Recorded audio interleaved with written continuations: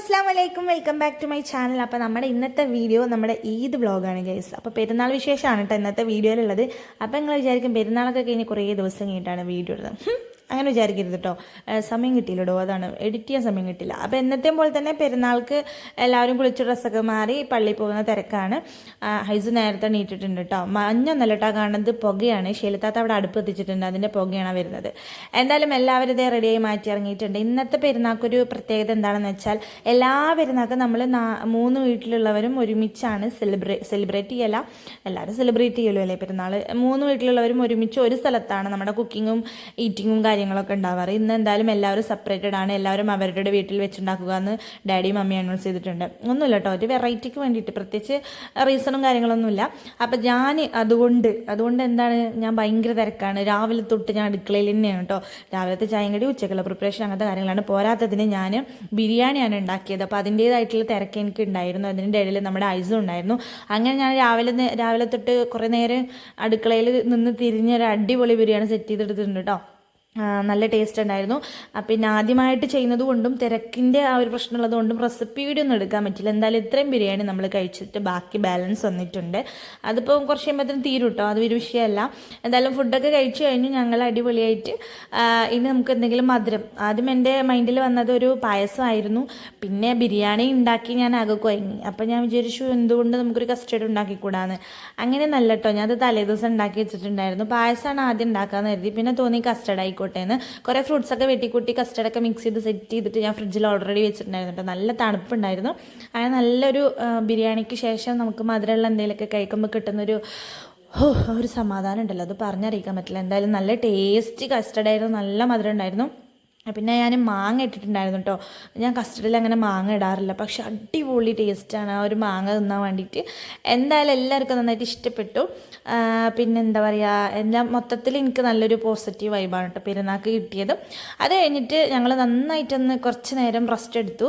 അത് കഴിഞ്ഞിട്ട് ഞങ്ങളിത് എല്ലാവരും മാറ്റി റെഡിയായി സെറ്റായി എൻ്റെ വീട്ടിലേക്ക് പോവുകയാണ്. അർഷാക്കും ഇല്ല, അതുകൊണ്ട് തന്നെ നമ്മൾ ഓട്ടോയിലാണ് പോണത്. ബ്രദറാണ് വിളിക്കാൻ വന്നത്. അപ്പം നമ്മൾ കാക്കൻ്റെ ഓട്ടോയിൽ ഇങ്ങനെ പോവുകയാണ്. ഞാൻ ഡ്രസ്സൊന്നും എടുത്തിട്ടുണ്ടായിരുന്നില്ല കേട്ടോ. അപ്പോൾ കുട്ടികൾക്ക് എല്ലാം പുതിയ ഡ്രസ്സൊക്കെ സെറ്റ് ചെയ്തിട്ടുണ്ടായിരുന്നു. അങ്ങനെ വീട്ടിലെത്തിയപ്പോൾ ഉമ്മയും കാക്കയും കൂടി ഭയങ്കര സംസാരം കേട്ടോ. അവരെങ്ങോട്ടോ പോകാനുള്ള ട്രിപ്പ് പ്ലാൻ ചെയ്യാണ്. അവിടെ മുതലില്ലേ ഇവിടം വരെ കൊട്ടി ഹൈസോൻ ഉറക്കത്തിൻ്റെ വക്കത്തെത്തിയിട്ട് നിർത്തിക്കുകയാണ് സയാൻ. രണ്ടുപേർക്കും ഇറങ്ങണം എന്നുള്ള മൈൻഡില്ല. കുറേ നേരം ഞാൻ വിളിച്ചു കേട്ടോ. ഐസ് കണ്ണിങ്ങനെ ചിമ്മാതെ തന്നെ നോക്കിയിരിക്കുന്നുണ്ട്. സംഭവം എനിക്ക് ഉറക്കം വന്നിക്കാണ്. ഞാൻ പിന്നെ ബിരിയാണിയൊക്കെ കഴിച്ചിട്ട് ഒന്ന് അവിടെ കിടന്ന് ഉറങ്ങിയിട്ടുണ്ടായിരുന്നു. അപ്പോൾ എനിക്ക് ആ ഒരു ഉറക്കമപ്പാണ് കേട്ടോ. അങ്ങനെ കൊട്ടി അവിടെ കിടന്ന് ഉറങ്ങണ്ടെന്ന് കരുതി ഞാൻ അവരെ ഇറക്കി കൊണ്ടുവന്നു. പിന്നെ അന്നത്തെ ദിവസം ഫസ്റ്റ് പെരുന്നാളായതുകൊണ്ട് തന്നെ ബിരിയാണിയുടെ ഒരു ഹാങ് ഓവർ. പിന്നെ വീട്ടിലെത്തിയപ്പോൾ സാമ്പാർ, ചോറ്, പപ്പടം, ചിക്കൻ അതൊക്കെ കഴിച്ച് ആകെ ആൾട്ടായിട്ടോ. പിന്നെ പിറ്റേ ദിവസം രാവിലെയാണ് ഞാൻ വീഡിയോ എടുക്കുന്നത്. നമുക്ക് വേണമെങ്കിൽ ഇതൊരു 2ാം പെരുന്നാൾ എന്നൊക്കെ പറയാം. അങ്ങനെ രാവിലെ ഉമ്മ ഇഡ്ഡലി ഉണ്ടാക്കുന്ന തിരക്കിലാണ്. ഇവിടെ എന്ത് പറയുക, അങ്ങനെയല്ല, ഇവിടെ ഇപ്പം ഉള്ള ടൈമിൽ എപ്പോഴും ഇഡ്ഡലിയാണ് ഉണ്ടാക്കാറ്. ഫേവറേറ്റ് ആയിട്ടുള്ളൊരു സാധനമാണ്. അങ്ങനെ ഉമ്മ നല്ല പണിയിലാണ്. ഞാൻ ഇവിടെ സെൽഫ് വീഡിയോ എടുത്തുകൊണ്ടിരിക്കുകയാണ് കേട്ടോ. നമ്മുടെ വീട്ടിലാകുമ്പോൾ നമുക്ക് വലിയ പ്രത്യേകിച്ച് പണികളൊന്നും ഉണ്ടാവില്ല. അപ്പോൾ ഞാൻ വെറുതെ ഇങ്ങനെ ഇരിക്കുകയാണ്. രാവിലെ നമുക്കൊരു ഗ്ലാസ് ചായയൊക്കെ തന്നിട്ടുണ്ടായിരുന്നു ഉമ്മ. അതൊക്കെ ഇങ്ങനെ എടുത്ത് ഗ്ലാസ്സിലല്ല കേട്ടോ, കപ്പിൽ. ഇവിടെ വരുമ്പോൾ എന്നല്ല, എനിക്ക് കുറച്ച് തോനമാണ് എല്ലാതും. അപ്പോൾ പിന്നെ ഞാനതിങ്ങനെ കുടിക്കുകയാണ് കേട്ടോ. അത് കഴിഞ്ഞിട്ട് എനിക്കൊരു മുട്ടൻ പണി തന്നു, ബീഫ് കുക്ക് ചെയ്യാൻ. അങ്ങനെയൊന്നുമില്ല, മുട്ടൻ പണി എന്നൊന്നും പറയാൻ പറ്റില്ല. ഉമ്മ എപ്പോഴും എൻ്റെ അടുത്ത് കറിയൊക്കെ ഉണ്ടാക്കാൻ എന്നോട് എന്നെ ഏൽപ്പിക്കാറ്. കറി എന്നല്ല, എന്തൊക്കെ എന്നെ കൊണ്ട് ഉണ്ടാക്കാൻ പറ്റുമോ അതൊക്കെ എൻ്റെ തലയിലിടും. എന്തായാലും നമുക്കൊരു ചെറിയൊരു ബീഫ് റെസിപ്പി കാണാം കേട്ടോ. അങ്ങനെ വെളിച്ചെണ്ണ ഒഴിച്ചുകൊണ്ടിരിക്കുകയാണ്. വെളിച്ചെണ്ണ ഒഴിക്കുമ്പോൾ അമ്മ അവിടെ നിന്ന് പറയുന്നുണ്ട് നല്ല വിലയാണ് വെളിച്ചെണ്ണയ്ക്ക്, കുറച്ചെടുക്കുമെന്ന്. എന്തായാലും എനിക്ക് ഒരു അളവുണ്ട് കേട്ടോ, അത്രയും കിട്ടണം, അല്ലെങ്കിൽ എനിക്കൊരു സമാധാനം ഉണ്ടാവില്ല. ഇവിടുത്തെ സാധനങ്ങളൊക്കെ എവിടെ ഇരിക്കണമെന്ന് എനിക്കൊരു ഐഡിയ ഇല്ല. എന്നാലും ഞാൻ തിരഞ്ഞ് കണ്ടുപിടിക്കട്ടെ. അമ്മയാണെങ്കിൽ അതും അവിടെ ഇവിടെയൊക്കെ കൊണ്ടുവച്ചിട്ടുണ്ടാവും. എന്തായാലും നമുക്ക് ആവശ്യമുള്ള സാധനങ്ങളൊക്കെ തിരഞ്ഞ് കണ്ടുപിടിച്ച് സെറ്റ് ചെയ്ത് അടുത്ത് വെക്കാം. അല്ലെങ്കിൽ പിന്നെ ഇടാൻ നേരത്ത് ആകെ മലങ്ങും. കുക്കറിലെ വെളിച്ചെണ്ണ ഒഴിച്ച് ചൂടാക്കിയതിന് ശേഷം കുറച്ച് ഉലുവ, കുറച്ച് ജീരകം എല്ലാം കൂടെ പൊട്ടിക്കുക. വലിയ ജീരകമാണ് കേട്ടോ എടുത്ത്. അത് കഴിഞ്ഞിട്ട് നമ്മൾ ഇഞ്ചി, വെളുത്തുള്ളി, പച്ചമുളക് എല്ലാം കൂടെ കുത്തിച്ചതച്ചത് എടുത്തിട്ട് അതിലോട്ട് ഇട്ട് കൊടുക്കാം. ഇപ്പോൾ നമ്മൾ ഉണ്ടാക്കാൻ പോകുന്നതൊരു ബീഫ് കറിയാണ് കേട്ടോ. പെരുന്നാളായതുകൊണ്ട് തന്നെ, വലിയ പെരുന്നാളായതുകൊണ്ട് എല്ലാവരും വീട്ടിൽ ബീഫ് ഇഷ്ടംപോലെ ഉണ്ടാവുമല്ലോ അല്ലേ. അപ്പോൾ നമുക്കിതൊരു ഉത്തരയല്ല. അങ്ങനെ അത് കഴിഞ്ഞിട്ട് നമ്മൾ അരിഞ്ഞിട്ടുള്ള വലിയ ഉള്ളി, ചെറിയ ഉള്ളി എല്ലാം കൂടെ ചേർത്ത് നന്നായിട്ടൊന്ന് വഴറ്റിയെടുക്കാം കേട്ടോ. നല്ല ഗോൾഡൻ ബ്രൗൺ നിറമാവുന്നത് വരെ വഴറ്റിയെടുക്കാം. പിന്നെ അത് കഴിഞ്ഞിട്ട് നമ്മൾ അതിലോട്ട് ഇടുന്നത് കുറച്ച് കറിവേപ്പില ഇട്ട് കൊടുക്കണേ. അത് കഴിഞ്ഞിട്ട് നമ്മൾ നമ്മുടെ പൊടികൾ എന്തൊക്കെയാണ്, മല്ലിപ്പൊടി, മഞ്ഞൾപ്പൊടി, കുരുമുളക്, ഗരം മസാല, മീറ്റ് മസാല, അങ്ങനെ എല്ലാം കൂടെ ചേർക്കണം. മീറ്റ് മസാല ഞാൻ മറന്നിട്ടുണ്ടായിരുന്നു, അത് ഞാൻ ബീഫ് ഇട്ടതിന് ശേഷമാണ് ഇട്ടത്. എന്തായാലും അരിഞ്ഞു വെച്ചിട്ടുള്ള കഴുകി ക്ലീൻ ചെയ്ത് വെച്ചിട്ടുള്ള ബീഫാണ്. അതും കൂടെ ചേർത്ത് ഞാനിപ്പോഴാണ് മീറ്റ് മസാല ഇട്ടത്. അത് കഴിഞ്ഞിട്ട് കുറച്ച് കറിവേപ്പിലും കൂടെ മേലെ വിതറി കൊടുക്കാം. നന്നായിട്ടൊന്ന് മിക്സ് ചെയ്തെടുക്കാം കേട്ടോ. നല്ല എരിവാണെന്നുണ്ടെങ്കിൽ കുരുമുളക് കുറച്ച് അധികം ഇട്ട് കൊടുക്കാം, പച്ചമുളകൊക്കെ, അപ്പോൾ നല്ല ടേസ്റ്റ് ഉണ്ടാവും. അങ്ങനെ ആവശ്യത്തിലധികം വിസിലടിച്ച് ബീഫിനെ നന്നായിട്ട് വേവിച്ചെടുക്കുക. അത് ടാസ്ക്കാണ്. ബീഫ് അവിടെ കിടന്ന് കുക്കർ വിസിലടിച്ചുകൊണ്ടിരിക്കുന്നുണ്ട്. അങ്ങനെ ഞങ്ങളൊന്ന് ജസ്റ്റ് പുറത്തേക്ക് ഇറങ്ങിയതാണ് കേട്ടോ.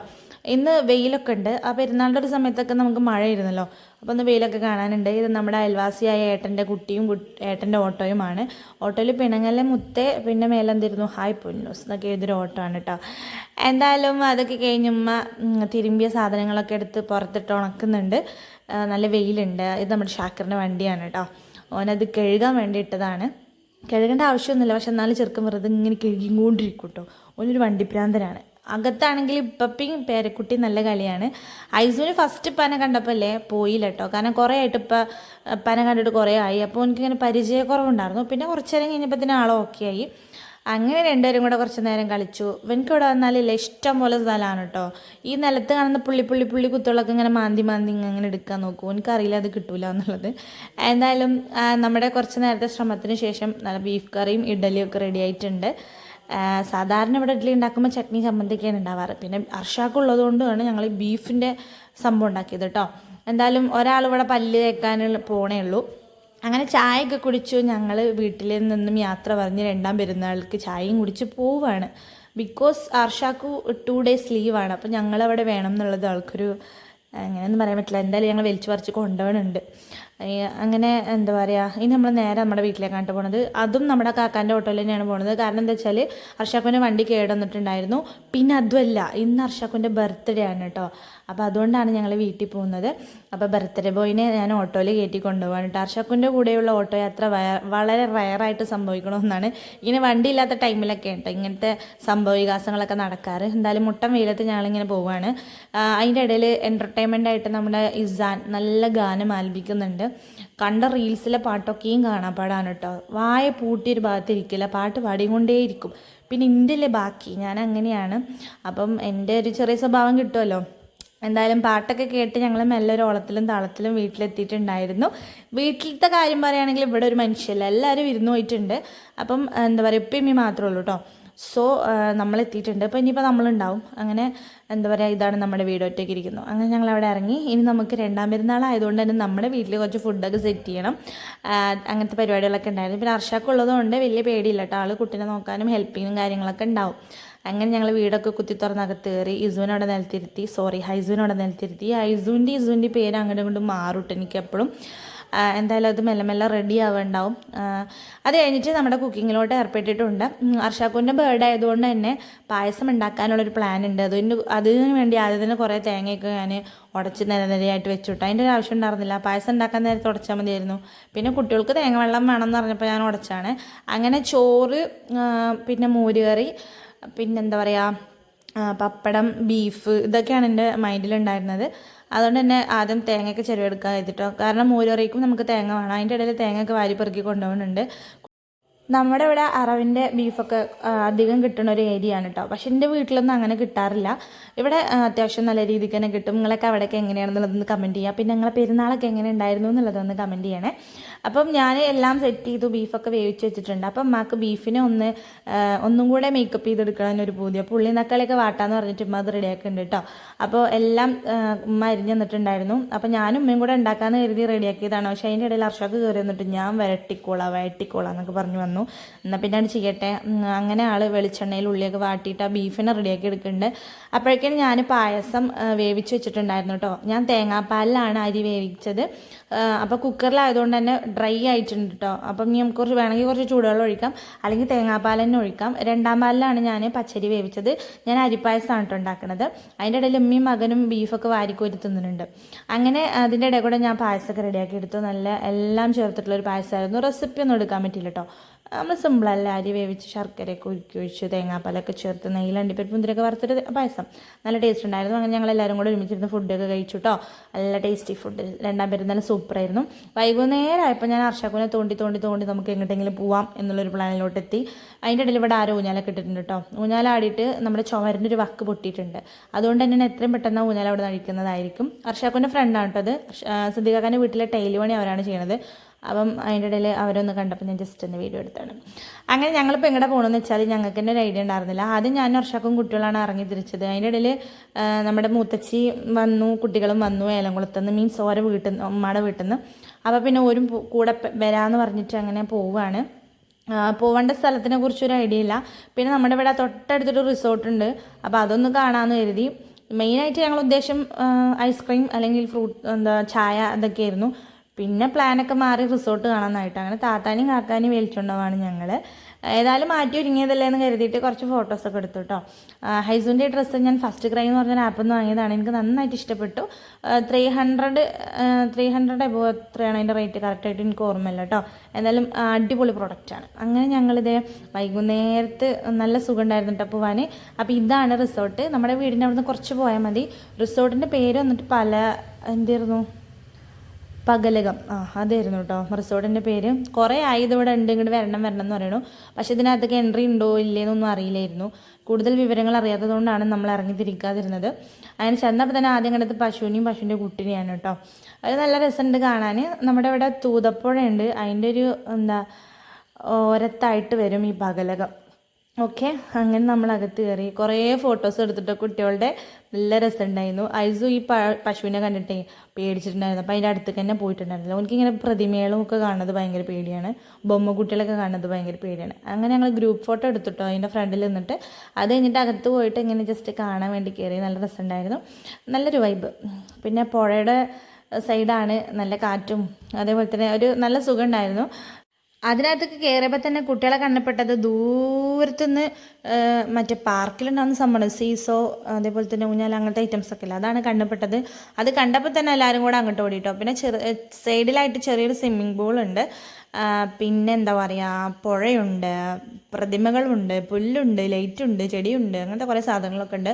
പിന്നെ കുറച്ച് ആൾക്കാരൊക്കെ ഉണ്ട്, പിന്നെ കുറച്ച് വില്ലാസൊക്കെ ഉണ്ട്. അങ്ങനെയൊക്കെ സാധാ റിസോർട്ടിലുള്ള ഐറ്റംസൊക്കെ തന്നെയാണ്. സ്വിമ്മിംഗ് പൂൾ ഞാൻ ആദ്യമായിട്ടാണ് അടുത്ത് നിന്ന് കാണുന്നത്. എനിക്കത് വെള്ളം ഇങ്ങനെ കണ്ടാൽ അങ്ങനെ എന്തോ ഒരു മാതിരി ഇങ്ങനെ തല കറങ്ങണ പോലെ തോന്നും കേട്ടോ. സംഭവം നല്ല ആഴമുള്ളൊരു സംഭവമാണ്. അങ്ങനെ ഇതേ സൂര്യനൊക്കെ അസ്തമിക്കുകയാണ് തോന്നുന്നുണ്ട്. അസ്തമിക്കുകയാണ് തോന്നുന്നുണ്ട്. അർഷാക്ക് പറയുന്നുണ്ട് അവിടെ ഇരുന്നിട്ടാണ് നിങ്ങൾ തിരുമ്പിയിരുന്നതെന്നൊക്കെ പറയുന്നത്. ഞങ്ങൾ ഇവിടേക്ക് തീരുമാനമൊക്കെ വന്നിട്ടുണ്ട്. അപ്പോൾ ഇതിൻ്റെ പണിയൊക്കെ നടക്കണേ ഉണ്ടായിരുന്നുള്ളൂ കേട്ടോ. പിന്നെ ഞാനും അർഷാക്കും കൂടെ ഓരോ സിംഗിൾ ഫോട്ടോസൊക്കെ എടുത്തു വെറുതെ ഇങ്ങനെ വീഡിയോക്ക് വേണ്ടി അങ്ങോട്ടും ഇങ്ങോട്ടും നടത്തും. ഇവിടെ സ്റ്റേ ചെയ്യാൻ വേണ്ടിയിട്ടില്ലേ, അതായത് റിസോർട്ട് ബുക്ക് ചെയ്യാൻ വേണ്ടിയിട്ട് 15,000 എത്രയോ തോന്നുന്നുണ്ട്. പിന്നെ ഞങ്ങൾ പെരയിൽ പൈസ വെച്ച് വന്നുകൊണ്ട് ഞങ്ങൾക്ക് ഇവിടെ അതിനുള്ള ഒരു എന്താ പറയുക അവസരം കിട്ടിയില്ല കേട്ടോ. ഇനിയിപ്പോൾ എന്തായാലും പിന്നീട് ഒരു ദിവസം ആവട്ടെ എന്ന് കരുതി. അല്ലേ ഇപ്പോൾ ഞങ്ങൾ എന്തായാലും ഇവിടെ നിന്നിരുന്നു. അങ്ങനെ അത് ഈ ലവ് ചിഹ്നത്തിൻ്റെ അകത്ത് നിന്നിട്ടൊക്കെ ഫോട്ടോ എടുത്തിട്ടുണ്ടായിരുന്നു. ഞങ്ങൾ ഫ്രണ്ട്സ് എല്ലാവരും കൂടി ഒരു ഗെറ്റ് ടുഗദർ പ്ലാൻ ചെയ്തപ്പോഴേ ഇങ്ങോട്ട് വരണം എന്ന് പറഞ്ഞാണ്. പിന്നെ ഈ നേരത്തെ പറഞ്ഞ 15,000 കാര്യം പറഞ്ഞപ്പോൾ ഞങ്ങളൊന്ന് ബാക്കോട്ട് നിന്നതാണ്. എന്നിട്ട് ഞങ്ങൾ ഞങ്ങളുടെ ഹൈസ്കൂളിൽ, അതായത് ഞങ്ങൾ പഠിച്ച സ്കൂളിലാണ് കേട്ടോ ഗെറ്റ് ടുഗദർ വെച്ചത്. ആ പ്രതിമനെ ഹൈസ്കൂളിൽ തീരെ പറ്റിയിട്ടില്ല. അങ്ങനെ കുറച്ച് നേരം അവിടെ നിന്ന് അലിഞ്ഞ് തിരിഞ്ഞ് പ്രത്യേകിച്ചൊന്നും ഉണ്ടായിരുന്നില്ല കാര്യമായിട്ട്. ഇതൊക്കെ തന്നെ കേട്ടോ മക്കൾക്കൊരു എൻ്റർടൈൻമെൻ്റ് ആയിട്ട്. അങ്ങനെ അവിടെയൊക്കെ നിന്ന് ജസ്റ്റ് ഫോട്ടോസും ഒക്കെ എടുത്തു, വീഡിയോസൊക്കെ എടുത്തു. പിന്നെ ഈ റിസോർട്ടിൽ നിന്ന് പുഴയ്ക്ക് ഇറങ്ങാനുള്ളൊരു വഴിയൊക്കെ ഉണ്ട് കേട്ടോ. പക്ഷെ അത് അടച്ചിട്ടിരിക്കുകയാണ്, നല്ല കാലം അടച്ചിട്ട്, അല്ലെങ്കിൽ കുട്ടികളൊക്കെ ഓടിച്ചെന്നിടയ്ക്ക് ചാടും. പിന്നെ ഇവിടെ 2 ലവ് ബേർഡ്സ് മാത്രമുള്ളൊരു കൂട് കണ്ടു. പക്ഷേ അതിന് വേറെ 2 ലവ് ബേർഡ്സ് അല്ല കേട്ടോ, വേറെ ഉണ്ട്. ഇത് മാത്രമേ ഉള്ളൂ. അങ്ങനെ അതിനെ വീഡിയോ എടുത്ത് ഞങ്ങൾ അവിടുന്ന് ടാറ്റ ബൈ ബൈ പറഞ്ഞ് ഇറങ്ങുമ്പോൾ ഞങ്ങൾ വിചാരിച്ചു വേറെ എങ്ങോട്ടേലും പോകാമെന്ന് കേട്ടോ. പക്ഷേ ഒരു രാത്രിയൊക്കെ മീൻസ് വൈകുന്നേരം ആവാനായിട്ടുണ്ട്. അതിൻ്റെ ഇടയിലാണ് ഇത് കണ്ടത്. എത്തി നോക്കിയപ്പോൾ കിണറാണ് കേട്ടോ. ഞാൻ ഒട്ടും പ്രതീക്ഷിച്ചില്ല. ഞാൻ വിചാരിച്ചു വല്ല പാത്രമായിരിക്കുമെന്ന്, പക്ഷെ പാത്രമല്ല. അങ്ങനെ ഞങ്ങൾ അവിടുന്ന് പോയി. ഞങ്ങൾ പോയ ആ ഒരു ടൈമിൽ അവിടേക്ക് വേറെ 2-3 വണ്ടി വന്നിട്ടുണ്ടായിരുന്നു കേട്ടോ. അവിടെ എന്തോ പ്രോഗ്രാം നടക്കുന്നുണ്ട്. അങ്ങനെ ഞങ്ങൾ നേരെ ചായ പിടിക്കാൻ വേണ്ടിയിട്ടില്ലേ എവിടേക്കോ പോയി. റബ്ബേ, ബോർഡ് വായിക്കാൻ പറ്റുന്നില്ല. ഏതോ ഒരു പാലം, മണ്ണാത്തിക്കടവ് പാലം, അവിടെ എത്തിയിട്ടോ. അവിടെ നല്ല തിരക്കുണ്ടായിരുന്നു. പിന്നെ ചായക്കടയൊക്കെ ഉണ്ട്, പക്ഷേ കടികളൊന്നും ഉണ്ടാകുന്നില്ല. അങ്ങനെ ഞങ്ങൾ അവിടുന്ന് ചായയൊക്കെ കുടിച്ചിട്ട് മെല്ലെ വീട്ടിലേക്ക് വന്നു കേട്ടോ. അപ്പോൾ അത്രേ ഉള്ളൂ നമ്മുടെ 2ാം പെരുന്നാളും 1ാം പെരുന്നാളൊക്കെ. വീഡിയോ ഇഷ്ടപ്പെട്ട ലൈക്ക് ചെയ്യുക, ഷെയർ ചെയ്യുക. അപ്പോൾ ശരി, ടാറ്റ ബൈ ബൈ.